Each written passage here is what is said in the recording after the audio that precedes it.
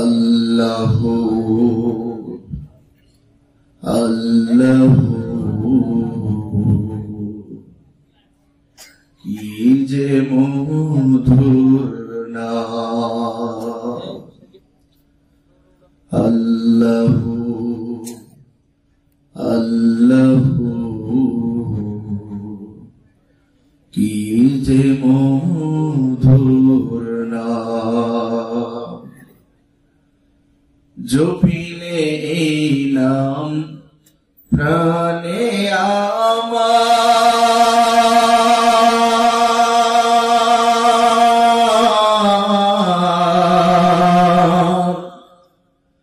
জপিলে এই নাম প্রাণে আমার, আসে শান্তি সুখ।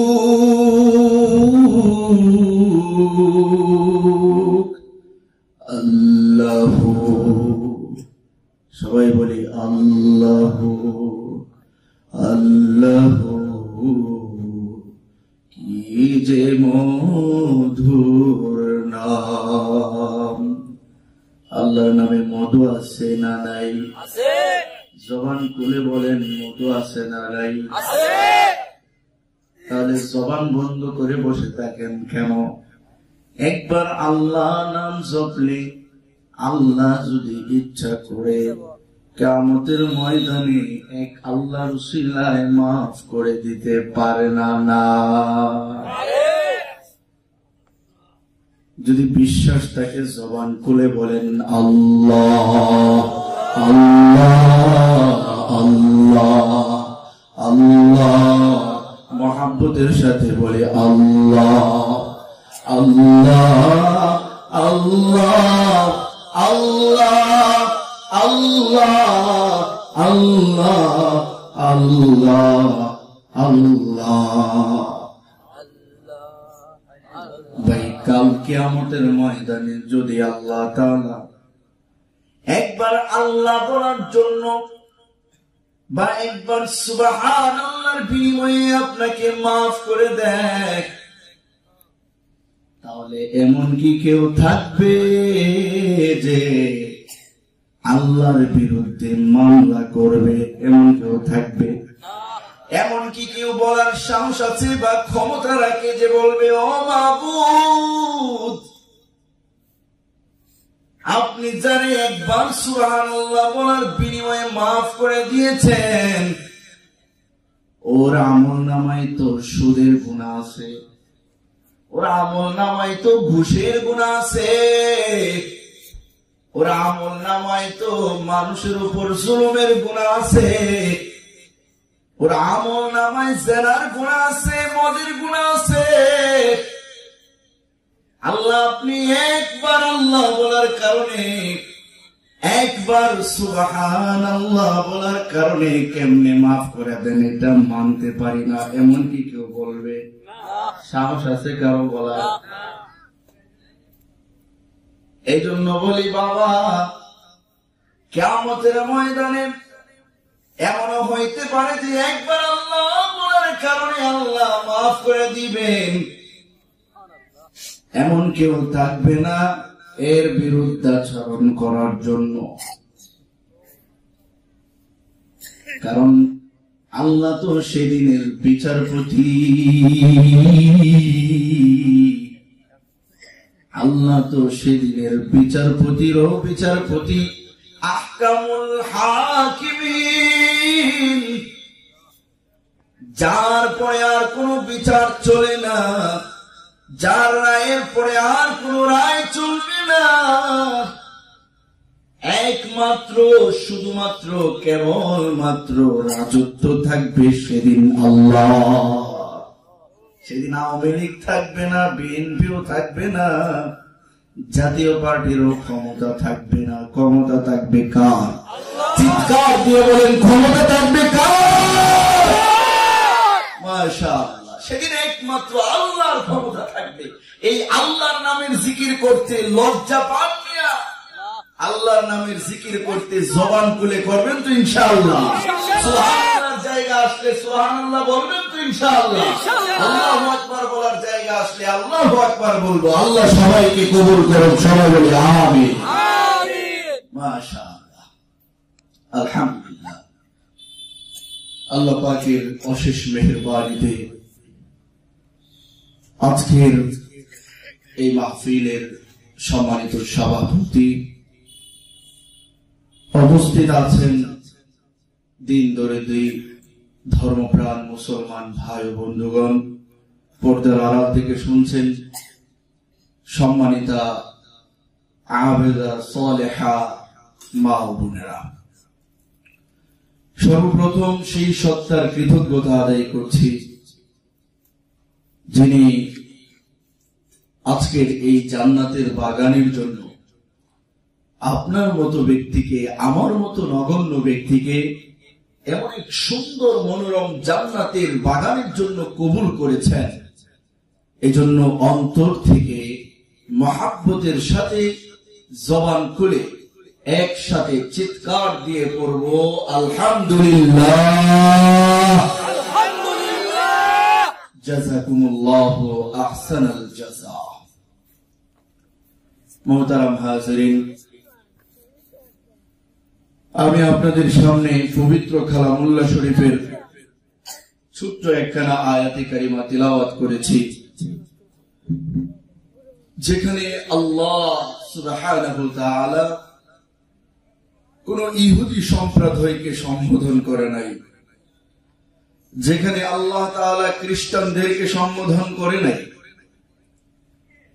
আল্লাহ তাআলা কোন হিন্দু বৌদ্ধদেরকে ডাক দেন নাই। মহান আল্লাহ সুবহানাহু ওয়া তাআলা তাদেরকে ডাক দিয়েছেন যারা আল্লাহর একত্ববাদে আল্লাহকে বিশ্বাস করে, যারা নবী আম্বিয়া আলাইহিস সালামদেরকে আল্লাহর দূত হিসেবে বিশ্বাস করে, যারা কবরের শাস্তি শান্তি সম্পর্কে বিশ্বাস রাখে, যারা কিয়ামতের দিনকে বিশ্বাস করে,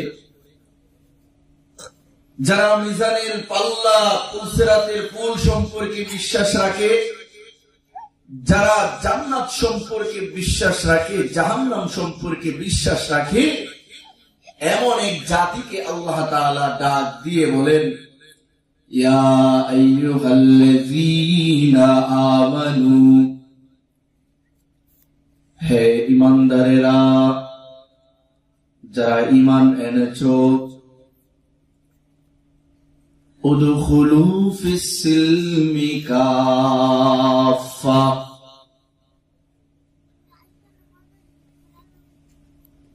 তোমরা পরিপূর্ণভাবে সম্পূর্ণরূপে ইসলামের মধ্যে ঢুইকা যাও, মুসলমানিত্বের মধ্যে প্রবেশ করে ফেলো।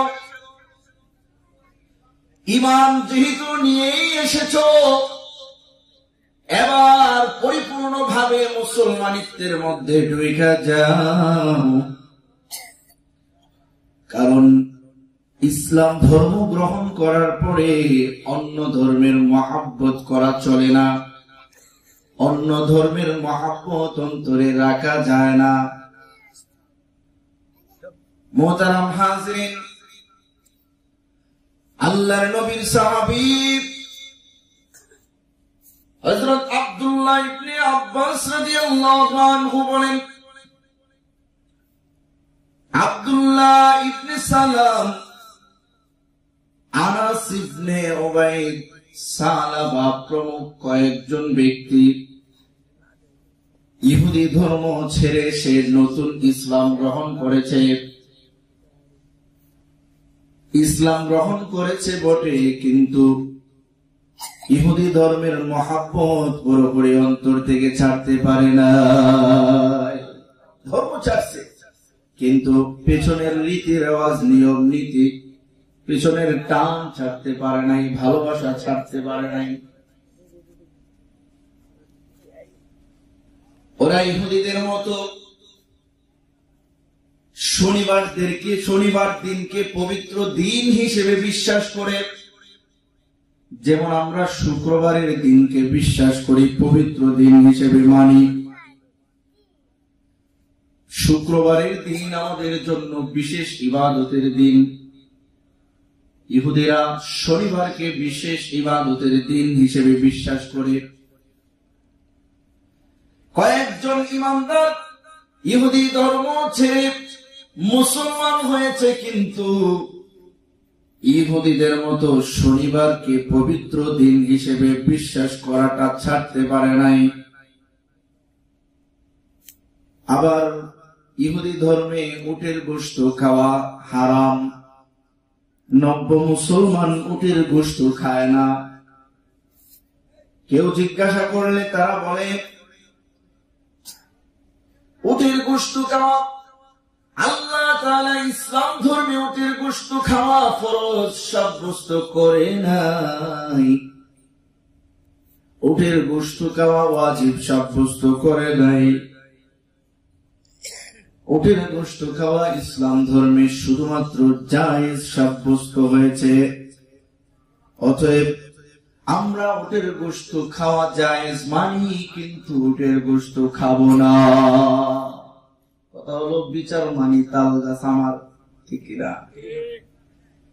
ইহুদি ধর্ম, এদের অন্তরের মধ্যে ইহুদি ধর্মের একটা প্রেম, ইহুদি ধর্মের একটা রেওয়াজ তার অন্তরের মধ্যে রয়ে গেছে, ছাড়তে পারে না, ভুলতে পারে না। ওরা বলে উটের গোশত খাবো না, কিন্তু জায়েজ মানি। ওরা মনে মনে ভাবে যদি আমরা শনিবার দিনকে পবিত্র দিন হিসেবে বিশ্বাস করি আর উটের গোশত খাওয়া থেকে বিরত থাকি, তাহলে মুসা আলাইহিস সালামের আনিত ধর্ম ইহুদি ধর্ম পালন করা হবে, আবার ইসলাম ধর্ম পালন করা যাবে, দুইটাই একসাথে চালানো যাবে। সুতরাং আমরা দুটাই একসাথে চালাবো। আল্লাহ রাব্বুল আলামিন এই নব্য মুসলমানদেরকে কেন্দ্র করে আয়াত নাযিল করে দিয়েছেন। আল্লাহ বলেন, ইয়া আইয়ুহাল্লাযীনা আমানু উদখুলু ফিস সিলমি কাফা।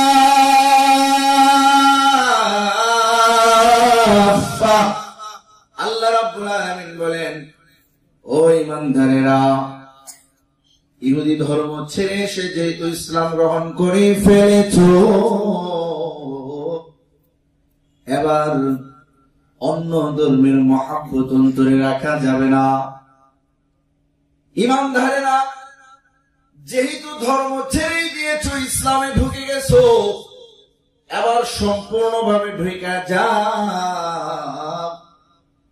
একটু এখান থেকে একটু ওখান থেকে নেওয়া সম্ভব না। অন্তরে ইহুদি ধর্মের মহাব্বত রাখা যাবে না, খ্রিস্টান ধর্মের মহাব্বত রাখা যাবে না, হিন্দু বৌদ্ধ ধর্মের মহাব্বত অন্তরে রাখা যাবে না।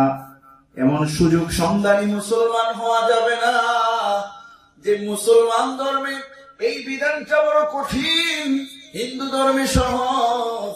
মনে মনে হিন্দু ধর্মকে সাপোর্ট করলেন, মনে মনে বৌদ্ধ ধর্মকে সাপোর্ট করলেন, মনের খবর জানেন আল্লাহ। কথা বলেন ঠিক কিনা?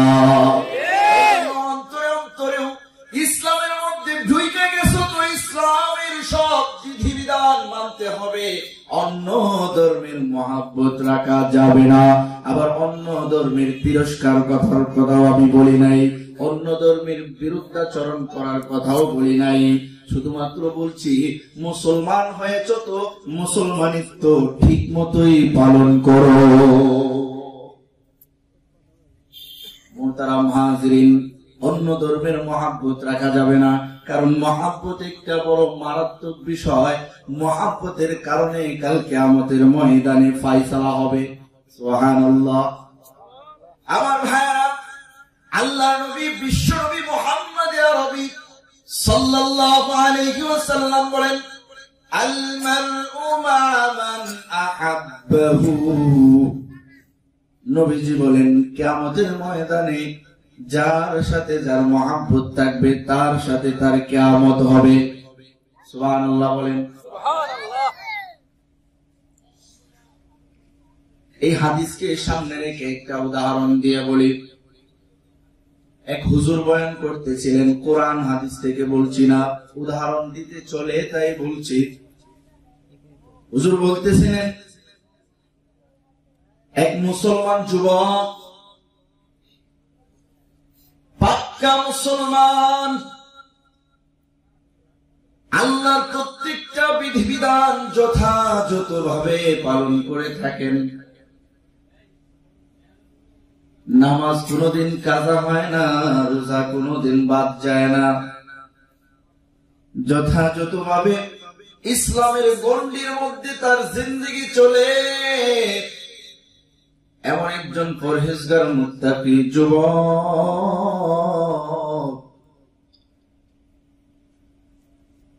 কিছুদিন পরে ইন্তেকাল করেছে।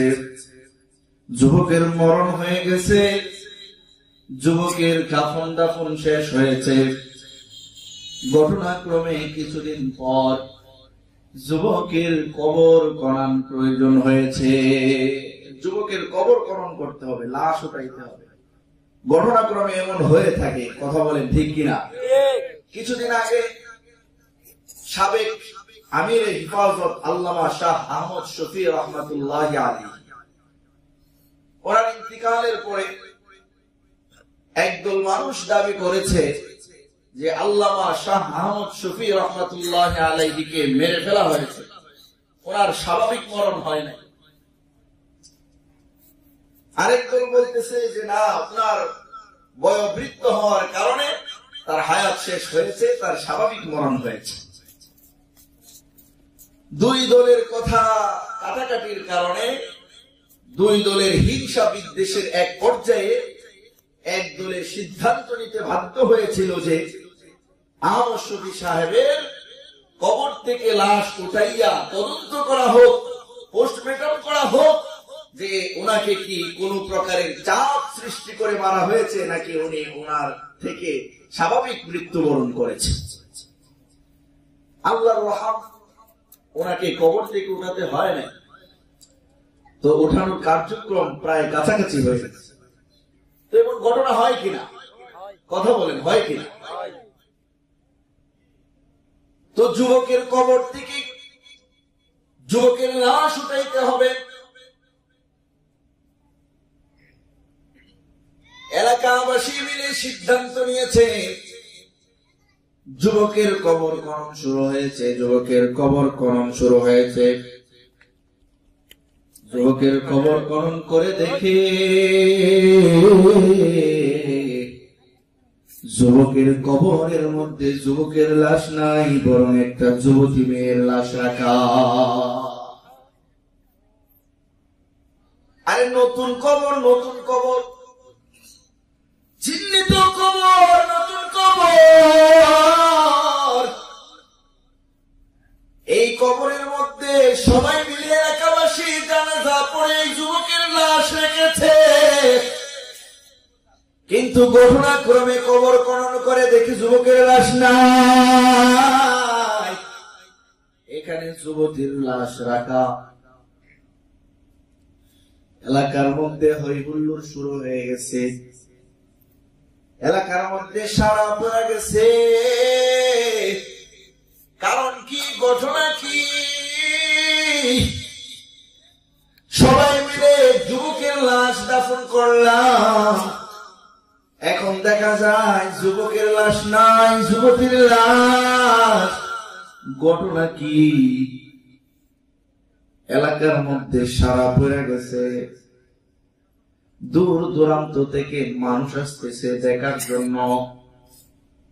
পাশের থানায় কবর হয়ে গেছে, পাশের জেলায় কবর হয়ে গেছে। অনেক দূরের গ্রামের এক লোক বিষয়টা দেখার জন্য, পর্যবেক্ষণ করার জন্য আসলো।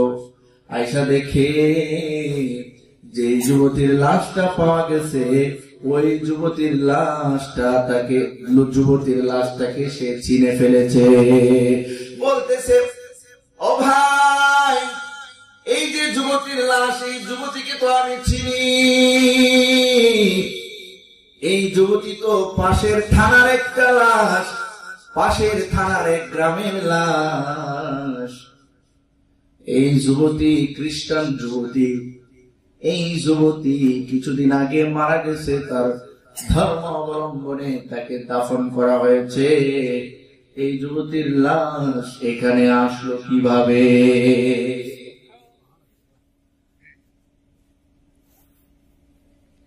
ওই ব্যক্তি দৌড়াইয়া ওই গ্রামে চলে গেছে, যুবতীর গ্রামে চলে গেছে, গিয়ে বলে, ও এলাকাবাসী,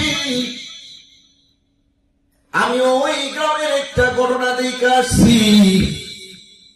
কিছুদিন আগে তোমরা সবাই মিলে যাকে দাফন করেছিলে, যে মেয়েটাকে কবর দিয়েছিলে, ওই মেয়েটা ওই কবরে নাই। ওই মেয়েটাকে ওই গ্রামের এক যুবকের কবরে পাওয়া গেছে। সবাই বিশ্বাস করতে চায় না। এবার যুবকের এলাকা থেকে খবর গেছে, কথা সত্য।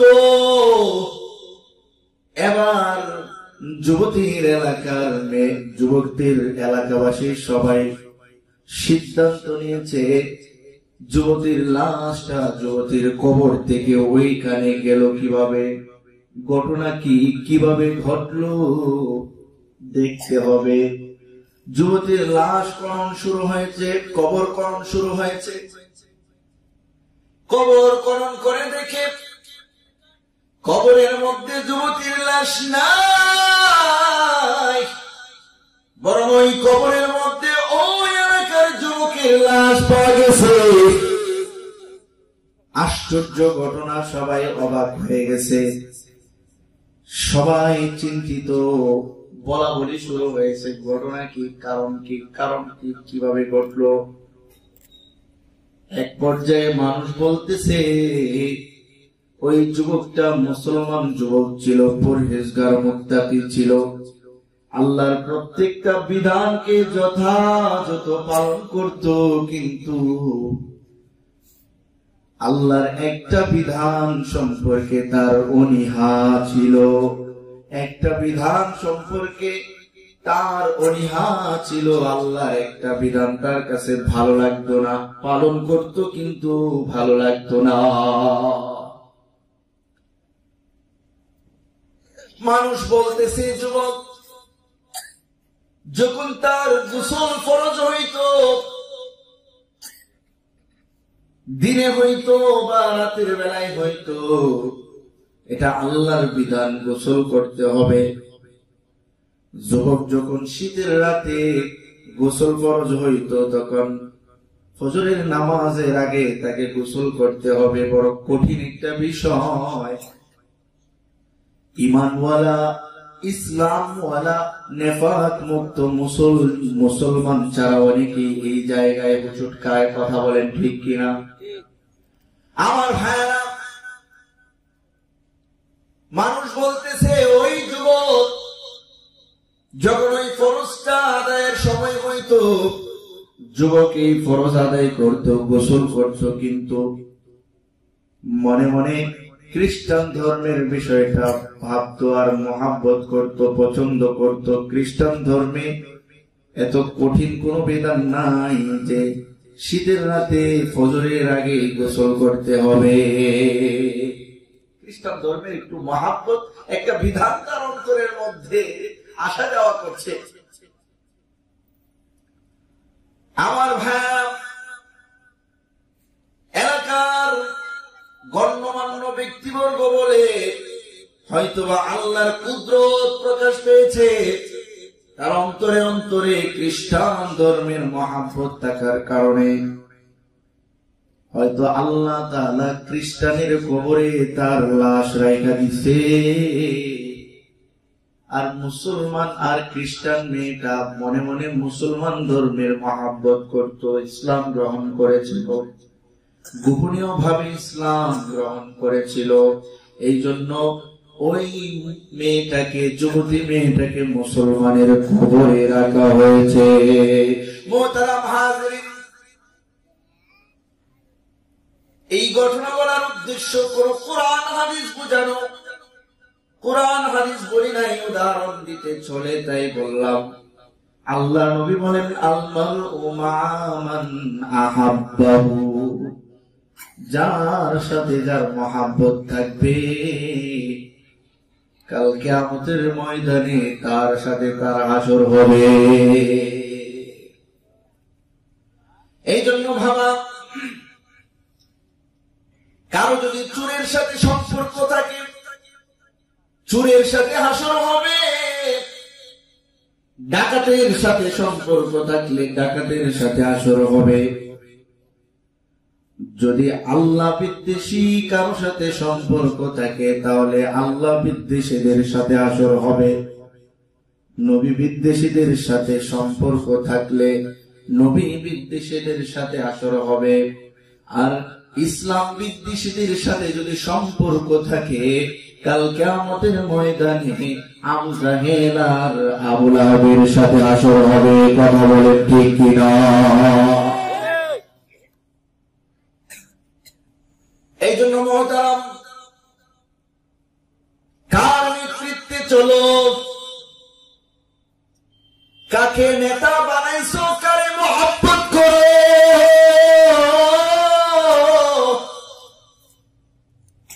কার মহব্বত অন্তরে ঢুকাইছো, কার ইশারায় মাজলুম উলামাদের উপর হাত তোলা পর্যন্ত বিরত রাখো না। কথা বলেন ঠিক কিনা?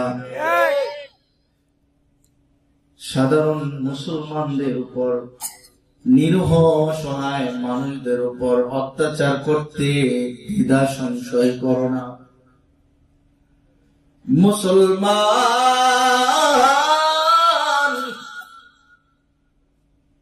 কার মহব্বতে এমন করছো? আল্লাহ নবী, বিশ্ব নবী মুহাম্মদুর রাসূলুল্লাহ সাল্লাল্লাহু আলাইহি ওয়াসাল্লাম বলেন, তিন ব্যক্তির দোয়া সরাসরি আল্লাহ তাআলা কবুল করে ফেলেন। এক নম্বর হলো মুসাফিরের দোয়া আল্লাহ তাআলা কবুল করে নেন। এই জন্য ভাই, যদি কোন মুসাফিরের সাথে সাক্ষাৎ হয় মুসাফিরের কাছ থেকে দোয়া নেবে। দুই নম্বর হলো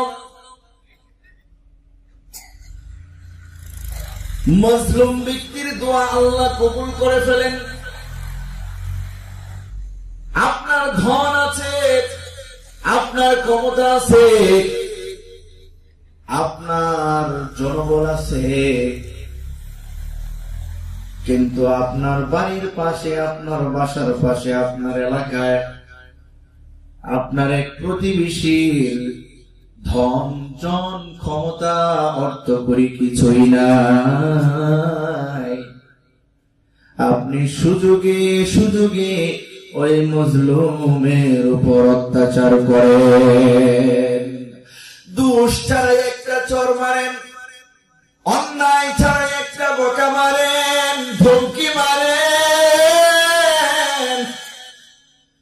কোন অন্যায় ছাড়াই তার উপর জুলুম করেন। মুসলমান, এই মজলুম ব্যক্তি যদি আল্লাহর জমিনে তাইকা আল্লাহর আরশকে কেন্দ্র কইরা আল্লাহ তাআলার সামনে দুইটা হাত উঠায় দেয়, দুইটা হাত উঠায় যখন আল্লাহর কাছে মুনাজাত শুরু করে দিবে, যখন আল্লাহর কাছে বলবে, ও মাবুদ, দুনিয়ার জমিনে আমি কোনো বিচার পাই না, দুনিয়ার জমিনে আমাকে বিভিন্ন ভাবে বিভিন্ন অবস্থায় জুলুম করা হয়, আমি জুলুমের কোনো বিচার পাই না। দুনিয়ার কেউ আমার হয়ে কথা বলে না, আমার হয়ে সাক্ষী দেয় না। আমার ধন নাই, জন নাই, আমার অর্থ করি নাই, ক্ষমতা না থাকার কারণে আমার পক্ষে কেউ নাই। দুনিয়ার জমিনে আমি কোনো বিচার পাই না। ও মাবুদ, তোমার কাছে বিচার দায়ের করলাম, তোমার যদি দয়া হয় তুমি বিচার করবা। আল্লাহর নবী, বিশ্ব নবী মুহাম্মদ আরবি সাল্লাল্লাহু আলাইহি ওয়াসাল্লাম বলেন, যুবক খেয়াল করে শুনবা, মুসলমান বাবা খেয়াল করে শুনবেন।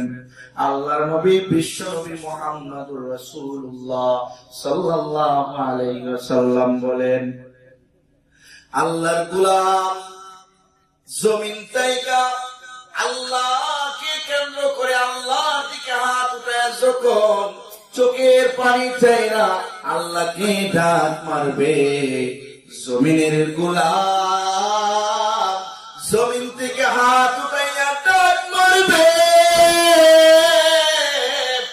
আর আসমানের মালিকের মধ্যে আর জমিনের গোলামের মধ্যে কোনো পর্দা থাকবে না।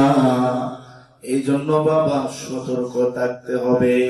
সুযোগ পাইলেই মজলুমের উপর জুলুম করা যাবে না, সুযোগ পাইলেই মজলুমের উপর অত্যাচার করা যাবে না, নিরীহ মানুষের উপর জুলুম করা যাবে না। মোহতারাম হাজিরিন, বলতেছিলাম কার স্বার্থে, কার ইশারায়, কার মহাব্বতে তুমি চলতেছো। ইসলাম ছাড়তে পারো, কিছু আসে যায় না, কিন্তু যে মহাব্বত অন্তরে ঢুকাইছো এই মহাব্বত ছাড়া যাবে না। এমন আছে না নাই? মোহতারাম হাজিরিন, অন্ধভক্ত আল্লাহর দরবারে কোন গ্রহণযোগ্যতা পাবে না। অন্ধভক্ত দিয়া, অন্ধত্ব দিয়া আল্লাহর দরবারে পার হওয়া যাবে না। এই জন্য যার মহাব্বত রাখলে কিয়ামতের দিন সুপারিশ পাওয়া যাবে, তাদের মহাব্বত অন্তরে রাখতে হবে। কথা বলেন ঠিক কিনা? এই জন্য আল্লাহ তাআলা বলেন, ইয়া আইয়ুহাল্লাযীনা আমানুত্তাকুল্লাহ ওয়া কুনু মা'আস সাদিকিন।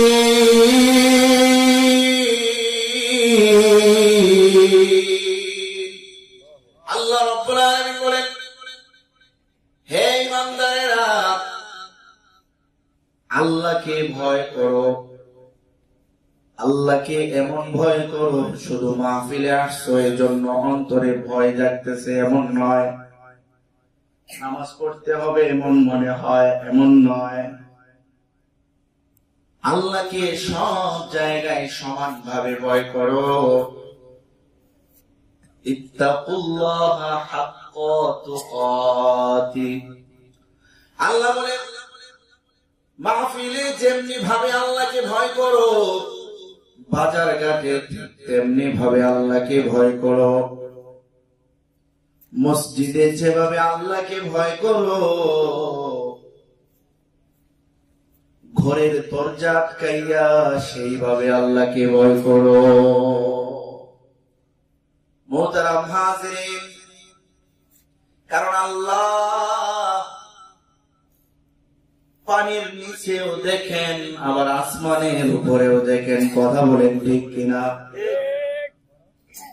মা ইয়াকুনু মিন নাজওয়া সালাসাতিন ইল্লা হুয়া রাবিউহুম ওয়ালা খামসাতিন ইল্লা হুয়া সাদিসুহুম ওয়ালা আদনা মিন যালিক ওয়ালা إلا هو معهم أينما كانوا।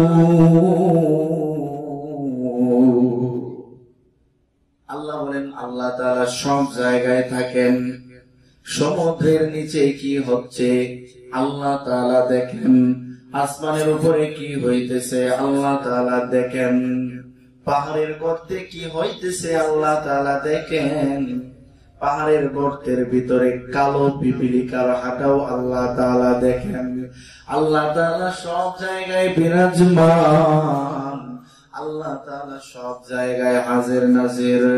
দরজা আটকায় গুনাহ করবা, মোবাইল দিয়া দরজা আটকায় গুনাহ করবা, দুনিয়ার কেউ না দেখলেও দেখবে কে চেয়ে বলো, দুনিয়ার কেউ না দেখলেও আল্লাহ দেখবেন। আল্লাহর চোখ থেকে, আল্লাহর কুদরতি চাউনি থেকে কেউ বাঁচতে পারবে না। এই জন্য বাবা আল্লাহকে সব জায়গায় একভাবে সমানভাবে ভয় করো। মসজিদে চাইলে মুসলিম মনে হয়, মসজিদ থেকে বাইরনের পরে আর মুসলমানই মনে হয় না, এমন লোক আছে না নাই? কথা বলেন, এমন হইতে পারবে না। আল্লাহকে সব জায়গায় সমানভাবে ভয় করো। আল্লাহ বলেন ইয়া আইয়ুহাল্লাযীনা আমানুত্তাকুল্লাহ, হে ঈমানদাররা আল্লাহকে ভয় করো। পরের স্টেপে আল্লাহ বলেন ওয়া কুনু মা'আস সাদিকিন। আল্লাহ রাব্বুল আলামিন বলেন আল্লাহকে ভয় করো এবং আল্লাহ ওয়ালাদের সাথে সম্পর্ক লাগাও, সাদিকিনদের সাথে সম্পর্ক লাগাও। চোরের সাথে সম্পর্ক ছাড়ো, ভালো মানুষের সাথে সম্পর্ক করো। দুশ্চরিত্র লম্পটের সম্পর্ক ছাড়ো, আল্লাহ ওয়ালাদের সম্পর্ক করো। আল্লাহ ওয়ালাদের সম্পর্ক করলে আল্লাহ ওয়ালাদের তাওয়াজ্জু যাদের উপর পড়বে, আল্লাহ ওয়ালাদের নেক নজর যাদের উপর পড়বে, নেক দৃষ্টি যাদের উপর পড়ে, ওই চোর বদমাশ গুলো রাতারাতি আল্লাহর ওলি হয়ে যায়। কথা বলেন ঠিক কিনা? এই জন্য আল্লাহ বলেন ওয়া কুনু মা'আস সাদিকিন, আল্লাহ ওয়ালাদের সাথে সম্পর্ক করো। আল্লাহর ওলি, বিশ্ববিখ্যাত ওলি বায়জিদ বুস্তামি রাহমাতুল্লাহি আলাইহি, নাম শুনেছেন নি আপনারা? ছোটবেলায় যখন ঘুম আসতো না, আমার বোনেরা মায়েরা অনেকে এমন আছে যারা ছোট বাচ্চাদেরকে গল্প বলতে বলতে ঘুম পাড়ায়। আমাদেরকেও আমার বোনেরা মা বায়জিদ বুস্তামি রাহমাতুল্লাহি আলাইহির ঘটনা বইলা ঘুম পাড়াইতো। মুসলমান বাবারা, বায়জিদ বুস্তামি রাহমাতুল্লাহি আলাইহি এমন একজন বিশ্ববিখ্যাত ওলি যার পরিচয় ছোট বাচ্চাদের মধ্যেও আছে। ছোট বাচ্চারাও জানে বায়জিদ বুস্তামি বড় মাপের ওয়ালি। নতুন করে বায়জিদ বুস্তামির পরিচয় দেব না, একটা মাত্র উদাহরণ দিতেছি। সোহবত লাগাইলে কি হয়, আল্লাহ ওয়ালাদের নজর পড়লে কি হয়, উদাহরণ দিতেছি মাত্র। আল্লাহর ওলি বায়জিদ বুস্তামি রাহমাতুল্লাহি আলাইহি, আল্লাহর ওলির এলাকায় এক পতিতা মহিলা, এক বেশ্যা মহিলা পতিতালয় খুলেছে। আল্লাহর ওলির এলাকায় পতিতা মহিলা এলাকার যুবকদেরকে চরিত্র নষ্ট করতেছে, এলাকার যুবকদেরকে দুশ্চরিত্র বানায় ফেলতেছে। এলাকার গণ্যমান্য ব্যক্তিবর্গ মিলে আল্লাহর ওলির হিতাকাঙ্ক্ষী শুভাকাঙ্ক্ষী ব্যক্তিবর্গ আল্লাহর ওলির কাছে গিয়ে বলে, ও আল্লাহর ওলি, আপনি জানেননি এই এলাকায় একজন পতিতা মহিলা, একজন খারাপ মহিলা পতিতালয় খুলেছে, যুবকদের চরিত্র নষ্ট করার জন্য অপকর্মের বাজার খুলেছে। আল্লাহর ওলি আল্লাহর কাছে দোয়া করেন এবং আল্লাহর কাছে দোয়া করার পাশাপাশি প্রতিবাদ করেন যেন এলাকার মধ্যে এলাকার যুবকদের চরিত্র ঠিক থাকে। আল্লাহর ওলির কাছে বলে আল্লাহ তাআলা আল্লাহর ওলি আল্লাহর কাছে দোয়া করেছে, কিন্তু এখনো পর্যন্ত পতিতালয় বন্ধ হয় নাই। এলাকার যুবকরা সবাই পতিতার কাছে গিয়ে চরিত্র নষ্ট করতেছে। আবারও এলাকার ব্যক্তিবর্গ আল্লাহর ওলির কাছে গিয়ে বলে, ওগো আল্লাহর ওলি, আর তো সহ্য করা যায় না, আল্লাহর কাছে ফরিয়াদ করুন যেন আল্লাহর রহমে আল্লাহর কুদরতে এলাকার এই গজবকে আল্লাহ নির্মূল করে দেয়। এবার আল্লাহর ওলি বায়জিদ বুস্তামি রাহমাতুল্লাহি আলাইহি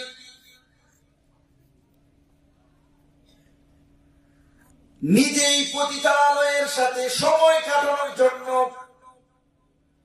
আল্লাহর ওলি বায়জিদ বুস্তামি রাহমাতুল্লাহি আলাইহি পতিতার সাথে রাত কাটানোর জন্য টিকিট বুকিং করেছে। আল্লাহু আকবার বলেন।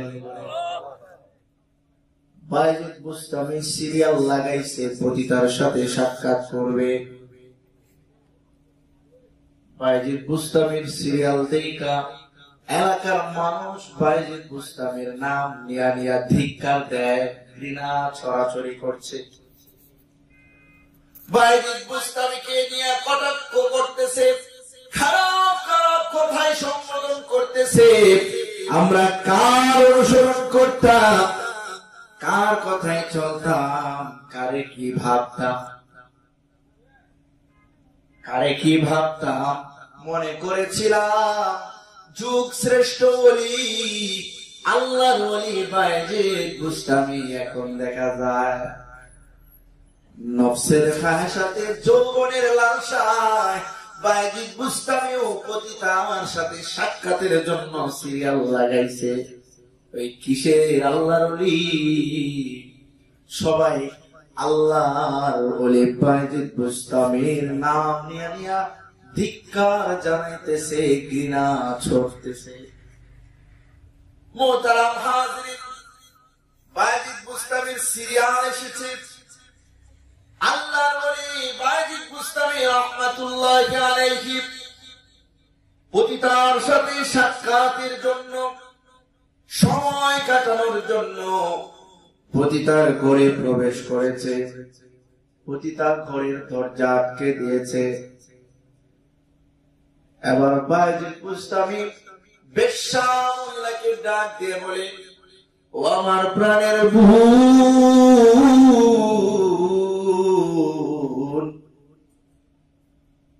আমি তোমাকে ভাড়া করেছি, নির্দিষ্ট সময়ের জন্য তোমাকে টাকা দিয়া ভাড়া করেছি। এই মুহূর্তে আমার নির্দিষ্ট সময়ের মধ্যে আমি যা বলবো তুমি মানবা নাকি মানবা না? পতিতা মহিলা বলে, ও হুজুর, আপনি টাকা দিয়ে আমাকে নির্দিষ্ট সময়ের জন্য ভাড়া করেছেন, এখন আপনি যা বলবেন আপনার হুকুম মানার জন্য আমি বাধ্য। আপনি আমাকে আদেশ করলে আপনার আদেশ আমি মানতে বাধ্য। হুজুর, আপনি আদেশ করুন। আল্লাহর ওলি বায়জিদ বুস্তামি রাহমাতুল্লাহি আলাইহি বেশ্যা মহিলাকে সর্বপ্রথম আদেশ করলো, আমার প্রাণের বোন, সর্বপ্রথম আমার আদেশ হইল তুমি গোসল করে পাক সাফ হইয়া পবিত্র হইয়া আমার কাছে আসো। এলাকার সব যুবকেরা নিজের চরিত্র নষ্ট করার জন্য যায়, আর জুব্বাওয়ালা গিয়া বলে, পাঞ্জাবিওয়ালা গিয়া বলে, ও বোন, আমার হুকুম হইল তুমি সর্বপ্রথম গোসল কইরা পবিত্র হইয়া আমার সামনে আসো। হুকুম মতে পতিতা গোসল করে সামনে আসলো। এইবার আল্লাহর ওলি হুকুম করে নিজের ব্যাগ থেকে, তলে থেকে নিজের জায়নামাজটা বের করে বেশ্যা মহিলার সামনে বিছায়া দিয়া আদেশ করে, ও প্রাণের বোন, এইবার জায়নামাজে দাঁড়ায় যাও, আল্লাহর সামনে দাঁড়ায় যাও, নামাজে দাঁড়ায় যাও। পতিতা মহিলা হুকুম মতে জায়নামাজে নামাজে দাঁড়ায় গেছে। বাইজিদ বুস্তামি রাহমাতুল্লাহি আলাইহি জায়নামাজ বিছাইয়া নামাজে দাঁড়ায় গেছে। দুজনে মিলে সালাতুল হাজত নামাজ আদায় করে বাইজিদ বুস্তামি আল্লাহর দরবারে দুইটা হাত উঠায় দিছে। দুইটা হাত উঠায় দিয়ে আল্লাহর কাছে দোয়া করে, ও মাবুদ, আমার জিম্মাদারি ছিল, আমার দায়িত্ব ছিল আপনার এই নগণ্য পতিতা মহিলাকে, অপকর্মে লিপ্ত এই মহিলাকে আপনার কাছে হাজির করে দেওয়া, আপনার সামনে হাজির করে দেওয়া আমার দায়িত্ব ছিল। ও মাবুদ, বাহিরে সমাজের মানুষেরা আমাকে ঘৃণা করতেছে, আমার নামে কলঙ্ক লাগা গেছে। এমনও হইতে পারে আমি এই ঘর থেকে বাইর হওয়ার পরে এলাকার সবাই মিলে আমার গলায় জুতার মালা পরাইয়া এলাকার মধ্যে ঘুরাইতেও পারে। আমার লাঞ্ছনার বোঝা মাথায় নিয়া, ঘৃণার বোঝা মাথায় নিয়া, ধিক্কারের বোঝা মাথায় নিয়া আমি এমন একটা কঠিন মিশন নিয়া এই বেশ্যা মহিলার ঘরে প্রবেশ করেছি। ও আল্লাহ, আল্লাহ গো, আমি এই মিশন নিয়া তোমার কাছে হাত উঠাইছি। তোমার বান্দিকে তোমার সামনে হাজির করে দেওয়া আমার দায়িত্ব ছিল। আল্লাহ, আমার দায়িত্ব আমি আদায় করেছি। আল্লাহ, এবার তোমার দায়িত্ব হলো এই পতিতা মহিলার অন্তর পরিবর্তন করে দেওয়া। এইবারে যখন কান্নাকাটি শুরু করে দিয়েছে, পতিতাও সাথে সাথে কান্দে, পতিতাও সাথে সাথে চোখের পানি চাইরা চাইরা কান্দে। হায়, সারা জিন্দেগি বড় কত গুনাহ করলাম, কত গুনাহ করলাম, সারাটা জিন্দেগি জেনার সাথে মিশায়া দিলাম, সারাটা জিন্দেগি বইরা জেনা করলাম। হায় হায় রে, মরণের পরে কি উপায় না জানি হয়। কান্না যখন শুরু করেছে, আল্লাহর রহমতের দরিয়ায় ঢেউ উঠে গেছে। সুবহানাল্লাহ। মুসলমান হতাশ হওয়ার কারণ নাই। গুনাহ করছি, অনেক গুনাহ করে ফেলেছি, আল্লাহ মাফ করবে কিনা অনেক সময় মনে হয়। এত গুনাহ করছি, এত গুনাহ করছি, মনে হয় আর মাফ পাবো না, এমন অনেক সময় মনে হয়। বাবা, হতাশ হয় না, আল্লাহর রহমতের দরজা বড় প্রশস্ত। আপনারা শুনেছেন বিখ্যাত সাহাবী দাহিয়াতুল কলবি রাদিয়াল্লাহু আনহু ফিতনার জামানায় নিজের কন্যা সন্তান, ফুটফুটে সন্তান, হাঁটতে পারে, দৌড়াইতে পারে, কথা বলতে পারে, আব্বা আম্মা ডাকতে পারে, এমন একজন সুন্দর ফুটফুটে সন্তানকে নিজের হাতে কবর খনন করে, নিজের হাতে কবর খনন করে, গর্ত করে জ্যান্ত মেয়েটাকে, ফুটফুটে মেয়েটাকে ধাক্কা দিয়ে কবরে ফেলে দিয়া নিজের হাতে মাটি চাপা দিয়ে দিয়েছে। মেয়েটা আব্বা আব্বা বলে ডাকতেছে, আব্বা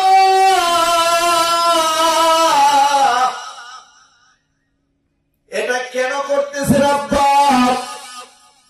আমারে গর্তের মধ্যে ফেলে দিয়েছেন, গর্তের মধ্যে পড়ে গেছি, উঠান। পাষণ্ড পিতা মেয়েকে উঠায় না, বরং তাড়াহুড়া কইরা মেয়ের উপর মাটি ছিটতেছে। খুব তাড়াতাড়ি কইরা জ্যান্ত মেয়েটাকে, জ্যান্ত কন্যা সন্তানকে দাফন করে ফেলেছে।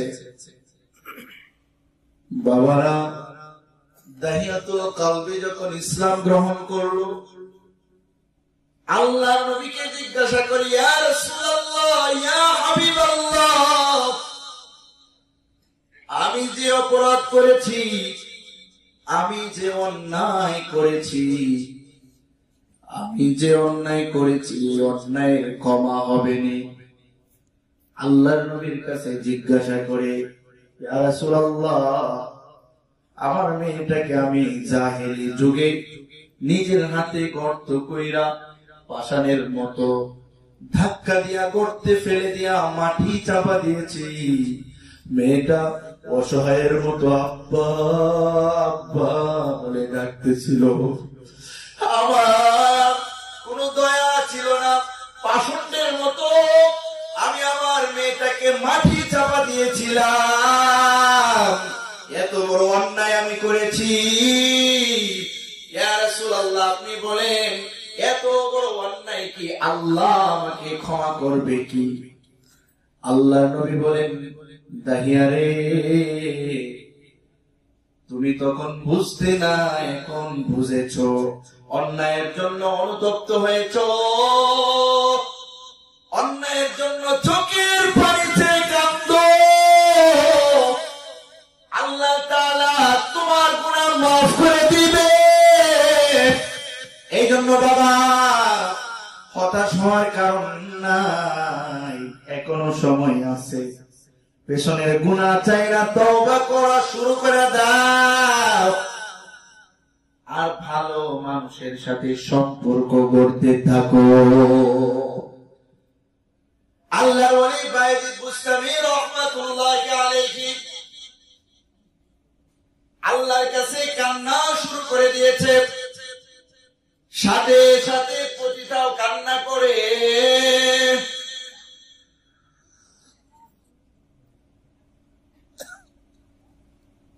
মুনাজাত শেষ হইতে না হইতে বেশ্যা মহিলা ডাক দিয়ে বলে, ওগো আল্লাহর ওলি বায়জিদ বুস্তামি, জিন্দেগি ভরে কত জেনা করছি, কত অন্যায় করছি, কত অপরাধ করছি, আমার আল্লাহ কি আমাকে মাফ করবেনি? আমার আল্লাহ কি আমারে মাফ করবেনি? আল্লাহ বলে, যদি তুমি তোমার পথ ছেড়ে চলে আসো, আল্লাহর কাছে তাওবা করো, আল্লাহর কাছে তাওবা করে তোমার অন্যায়ের জন্য অনুতপ্ত হও, কান্নাকাটি করো, আল্লাহর ইবাদত করো, আল্লাহ তোমাকে মাফ করে দিবে। বেশ্যা মহিলা ডাক দিয়া বলে, ওগো আল্লাহর ওলি, জীবনে যাই করছি আর করব না, আর গুনাহ করব না। আজকে থেকে জীবনের গুনার জন্য তওবা করলাম, আর জীবনে গুনাহ করব না। আল্লাহ তাআলা বেশ্যা মহিলাকে রাতারাতি আল্লাহর ওলি বানায় দিছে। চিল্লায় বলেন সুবহানাল্লাহ। এই জন্য বলি বাবা, আল্লাহর ওলির নজর যার উপর পড়া যায়, আল্লাহর ওলির দৃষ্টি যার উপর পড়ে যায়, আল্লাহ ওয়ালাদের তাওয়াজু যার উপর পড়ে যায়, আর কপাল খুইলা যায়। কথা বলেন ঠিক কিনা?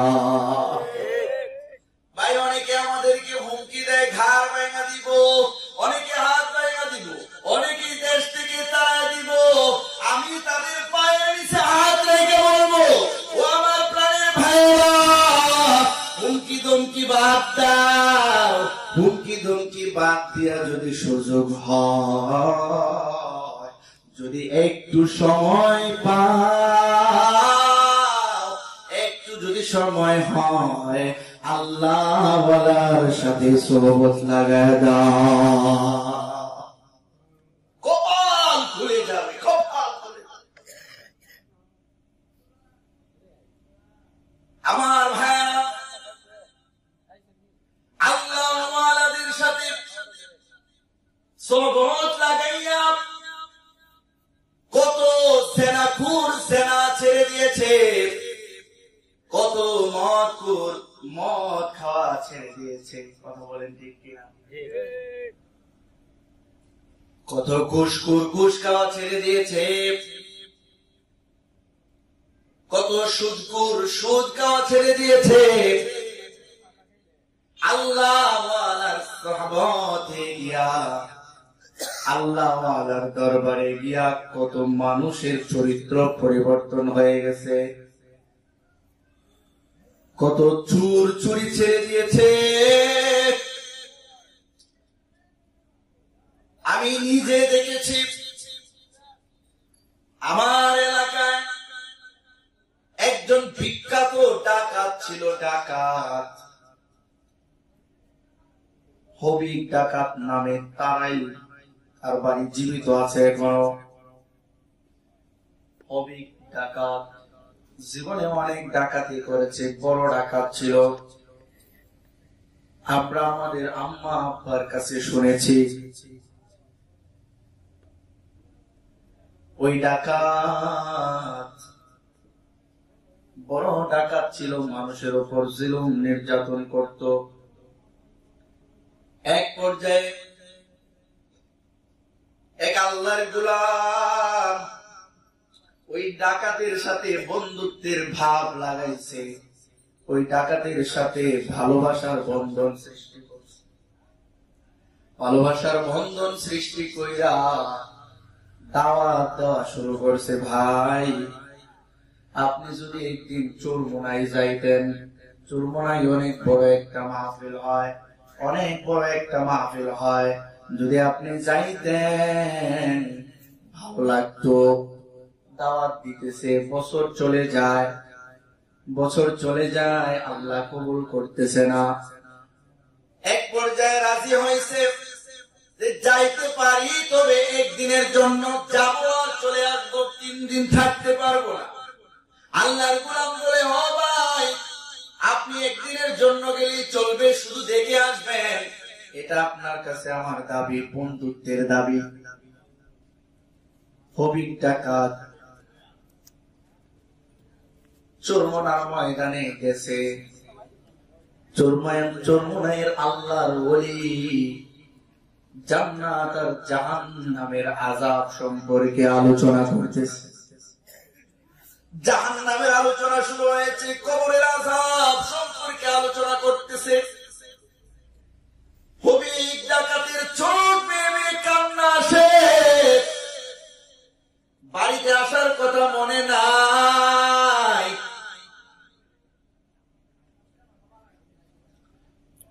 ভাই একটু আগায় বসলে ভালো হতো, কর্তৃপক্ষের আবদার আপনারা একটু আগায় বসেন, আগায় বসেন।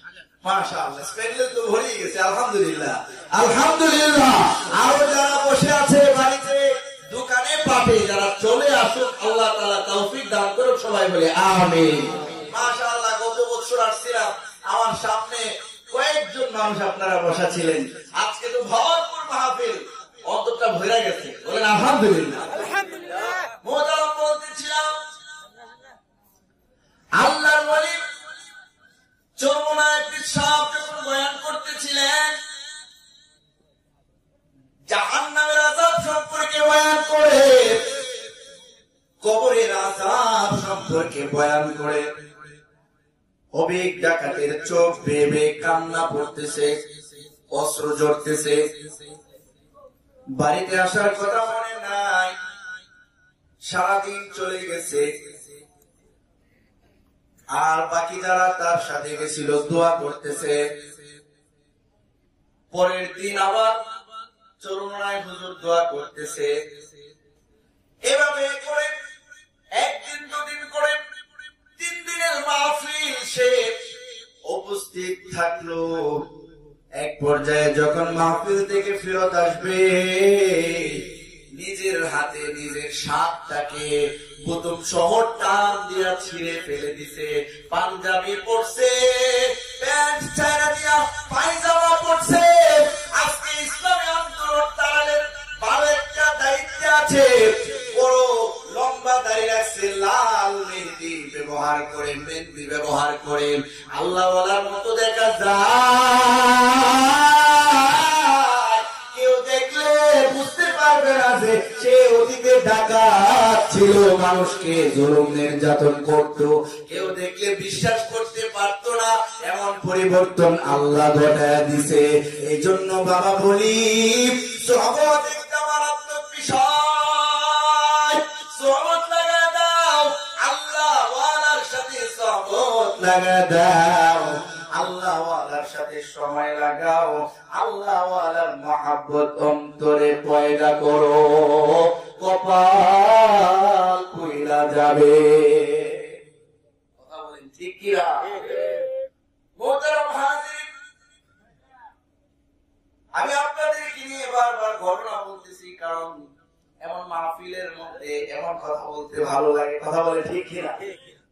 আমি যদি তাফসীরে ঢুকি তাহলে তাফসীরের ভূমিকা করতে হবে, এরপরে ব্যাখ্যা, এরপরে উপসংহার। এত সময়ও আমি পাবো না, আর ভূমিকা করতে করতে আপনাদের ধৈর্য থাকবে না। এই জন্য মোহতারাম, আমি আপনাদেরকে নিয়ে এই আলোচনা করতেছিলাম। আপনারা বিরক্ত হইতেছেন? আমাদের প্রধান অতিথি চলে আসছেন, আলহামদুলিল্লাহ। মোহতারাম হাজরিন, আল্লাহ ওয়ালাদের সাথে সহবত লাগানোর কথা আল্লাহ আদেশ করছেন। কে আদেশ করছেন? আল্লাহ বলেন, ওয়াকুনু মা'আস সাদিকিন, সত্যবাদীদের সাথে সম্পর্ক লাগাও, ভালো মানুষের সাথে সম্পর্ক লাগাও। এটা আল্লাহর আদেশ। মোহতারাম হাজির, ইব্রাহিম ইবনে আদহাম রাহমাতুল্লাহি আলাইহি, ইব্রাহিম ইবনে আদহাম রাহমাতুল্লাহি আলাইহি দেশের বাদশাহ ছিল। হঠাৎ করে আল্লাহর ওলি ইব্রাহিম ইবনে আদহাম রাহমাতুল্লাহি আলাইহি কে খুঁজে পাওয়া যাইতেছে না। রাজ্য ছেড়ে ইব্রাহিম কোথায় যেন চলে গেছে।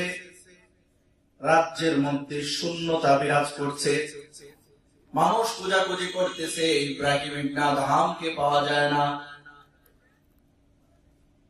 এক পর্যায়ে খুঁজতে খুঁজতে গিয়া দেখে সমুদ্রের পাড়ে বসে ইব্রাহিম ইবনে আদহাম মাথাটা নিচু করে কি যেন ধ্যান করতেছে, আর আল্লাহ আল্লাহ জিকির করতেছে। সুবহানাল্লাহ।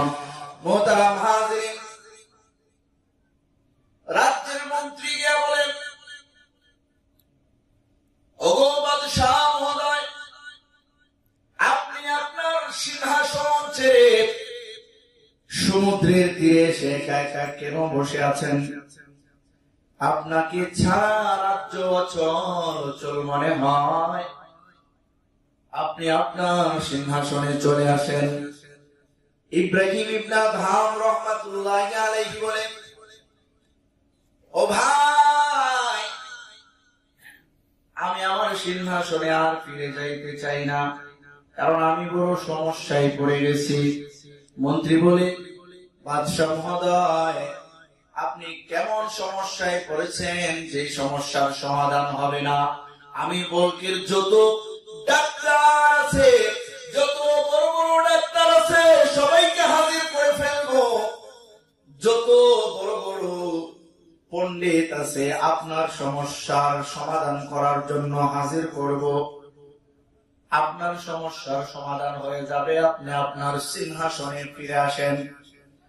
আল্লাহর ওলি ইব্রাহিম ইবনে আদহাম রাহমাতুল্লাহি আলাইহি ডাক দিয়ে বলে, ও ভাই, এমন সমস্যার সমাধান কেউ করতে পারে না, তুমি কি পারবা? আমি এমন সমস্যায় পড়ছি, আমি আল্লাহর কোরআন পড়ে দেখেছি, ফারিকুম ফিল জান্নাতি ওয়া ফারিকুম ফিস সাঈর। আমি আল্লাহর কোরআনে দেখেছি, আল্লাহ তাআলা বলেছেন একদলকে জান্নাতে দাখিল করবে আর একদলকে জাহান্নামে দাখিল করবে। আমি ইব্রাহিম ইবনে আদহাম কি জান্নাতবাসী হব নাকি জাহান্নামে চলে যেতে হবে? এই পেরেশানিতে আমি বড় পেরেশান, আমি বড় পেরেশান। আমি সমস্যায় পড়ে গেছি, এর সমাধান করে যে পাই না। তুমি কি সমাধান দিতে পারবা? আমি কি জান্নাতের অন্তর্ভুক্ত নাকি জাহান্নামের অন্তর্ভুক্ত, তুমি কি বলতে পারবা? মন্ত্রী ডাক দিয়ে বলে, হুজুর, এই চিন্তা তো আমার ভিতরেও ছিল না। আপনার কথা শুনলাম, আমার অন্তরের মধ্যেও ভয় ঢুকে গেছে। ও হুজুর, আমার অন্তরের মধ্যেও জাহান্নামের ভয় চলে আসছে।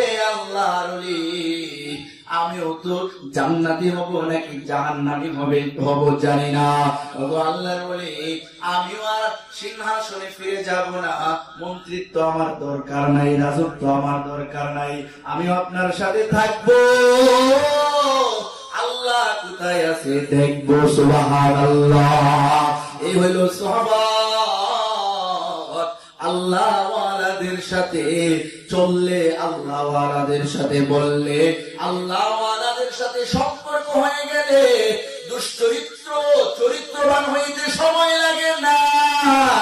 এই জন্য বাবা জানা নাই কখন কার মরণ হয়ে যাবে, কখন কার কবর ডাক মারবে নাকি বলতে পারবেন?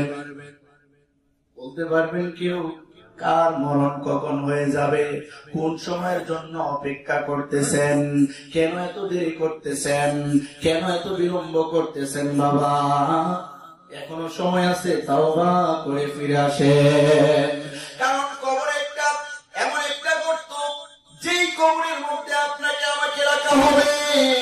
কবর এমন একটা গর্ত,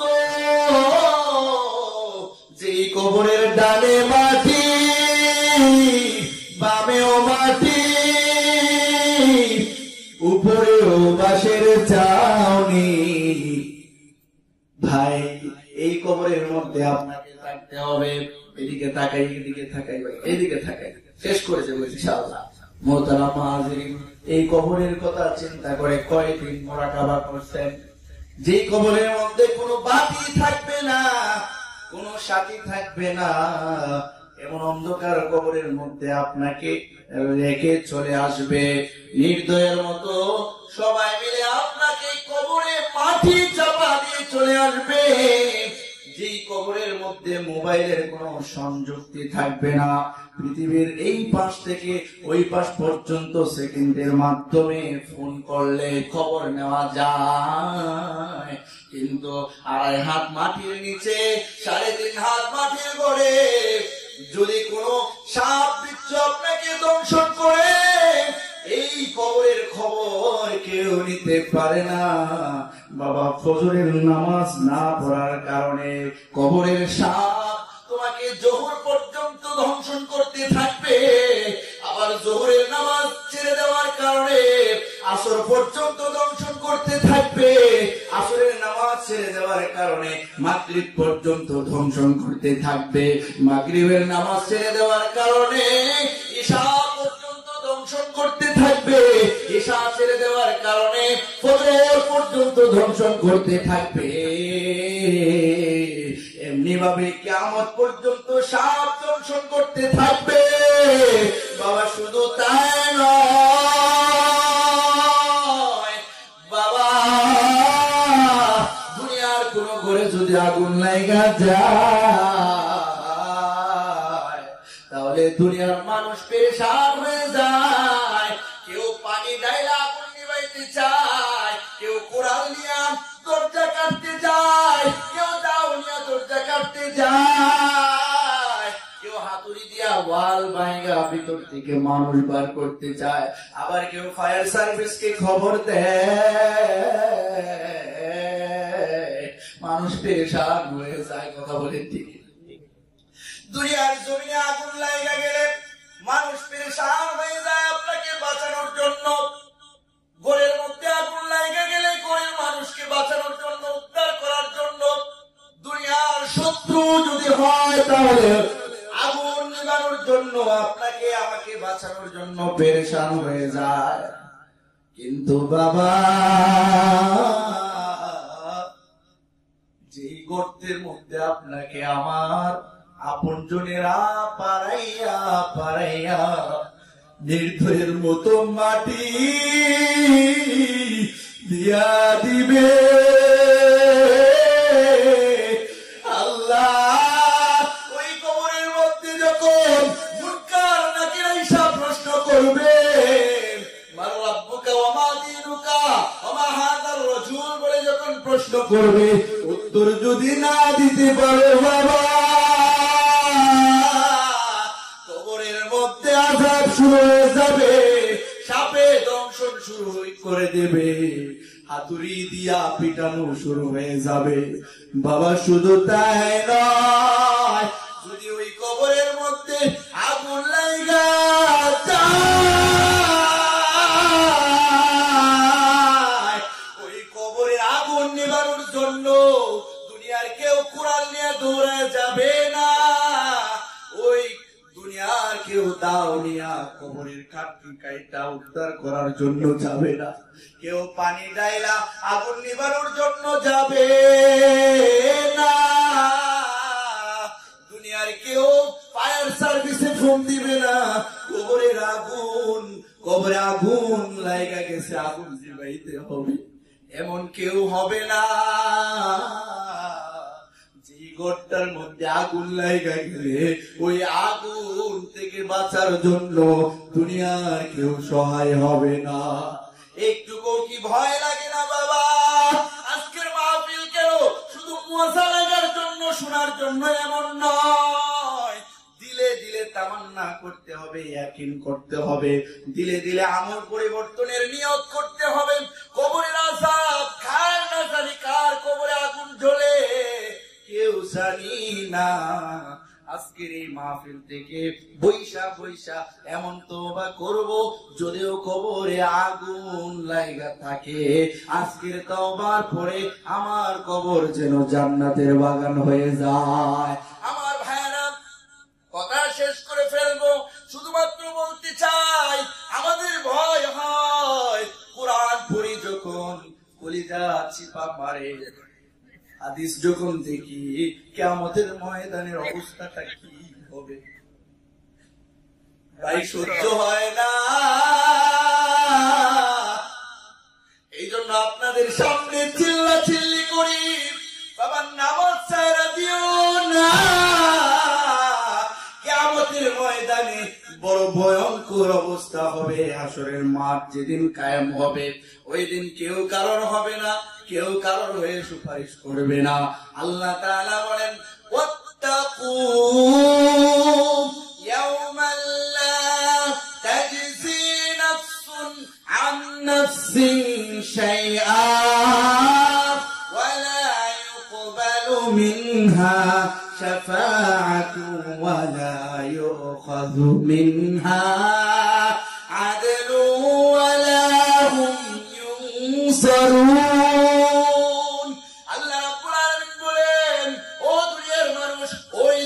ভয় করো, যেদিন কেউ কারোর হবে না, সুপারিশ গ্রহণ করা হবে না, কারোর থেকে কোনো বিনিময় নেওয়া হবে না, কেউ কারোর সাহায্যকারী হবে না। আল্লাহু আকবার। ওই দিনটা বড় ভয়ঙ্কর দিন হবে। আল্লাহ রাব্বুল আলামিন বলেন, ইয়াউমা ইয়াফিরুল মার'উ মিন আখিহি ওয়া উম্মিহি ওয়া আবিহি ওয়া সাহিবাতিহি ওয়া বানিহি লিকুল্লি ইমরিইন মিনহুম ইয়াউমাইযিন শা'নুন يغنيه وجوه يومئذ مسفرة ضاحكة مستبشرة ووجوه يومئذ عليها غبرة ترهقها قترة أولئك هم الكفرة الفجرة। আল্লাহ রাব্বুল আলামিন বলেন, বাবা ওই দিনটা বড় ভয়ঙ্কর দিন হবে, যেই দিন কেউ কারোর হবে না। মা সন্তান থেকে পলায়ন করবে, সন্তান মা থেকে পলায়ন করবে, ভাই ভাইয়ের থেকে পলায়ন করবে, বন্ধু বন্ধুর থেকে পলায়ন করবে, কেউ কারোর কোনো কাজে আসবে না। ওই দিনে জাহান্নামের আগুনটা বারবার গর্জন ছাড়তে থাকবে। আসমান থেকে আসমানের সূর্যটা মাথার কাছাকাছি চলে আসবে। সূর্যের তাপে জমিনটা গরম হইতে হইতে তামার মতো হয়ে যাবে। মানুষের গুনাহগার উম্মতের মাথার মস্তক গুলো গলে গলে কান দিয়ে নাক দিয়ে পড়তে থাকবে, মাথার মস্তক গুলো টপক টপক করতে থাকবে। গুনাহগার উম্মতেরা হাসরের মাঠে দৌড়াদৌড়ি করতে থাকবে, দৌড়াদৌড়ি করতে থাকবে। কারো কারো পেরেশানির কারণে ঘামের পানি অনেক বেশি হয়ে যাবে। এদিকে জাহান্নামের তর্জন গর্জন, আর ওইদিকে আল্লাহ তাআলার ভয়ঙ্কর হুঙ্কার। লিমানিল মুলকুল ইয়াউম লিল্লাহিল ওয়াহিদিল কাহ্হার। আল্লাহ বলবে, আজকের দিনের রাজত্ব কার? ওই দিন আওয়ামী লীগের রাজত্ব চলবে না, বিএনপির রাজত্ব চলবে না, জাতীয় পার্টির রাজত্ব চলবে না, দুনিয়ার কোন শক্তি ওই দিন কাজে আসবে না। আল্লাহ তাআলা হুঙ্কার দিয়ে দিয়ে বলবে, আজকের দিনের রাজত্ব কার? আজকের দিনের রাজত্ব কার? এই তর্জন গর্জন শুনে, ভয়ঙ্কর হুঙ্কার শুনে গুনাহগার উম্মতেরা হাসরের মাঠে দৌড়াদৌড়ি শুরু করবে, চিৎকার করা শুরু করবে। এমন একটা ভয়ঙ্কর পরিস্থিতি হবে, আর আল্লাহ তাআলার বিচারের জন্য দোয়া করতে থাকবে। একদিন, দুই দিন, 3 দিন নয়, এভাবে 1 বছর, 2 বছর, 3 বছর করে 1050,000 বছর পর্যন্ত হাসরের মাঠে দাঁড়িয়ে থাকতে হবে। 50,000 বছর পরে আল্লাহ তাআলা বিচার কার্য শুরু করবে।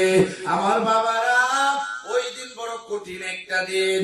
ওই দিন সবাই পানি পানি করে চিৎকার করবে আর বিচার কার্যের জন্য আবেদন করবে। বড় কঠিন একটা মুসিবতের দিন আসবে। ওই দিনের ভয় কি অন্তরে একটু জাগে না? ওই দিনটার কথা মনে পড়া যায়,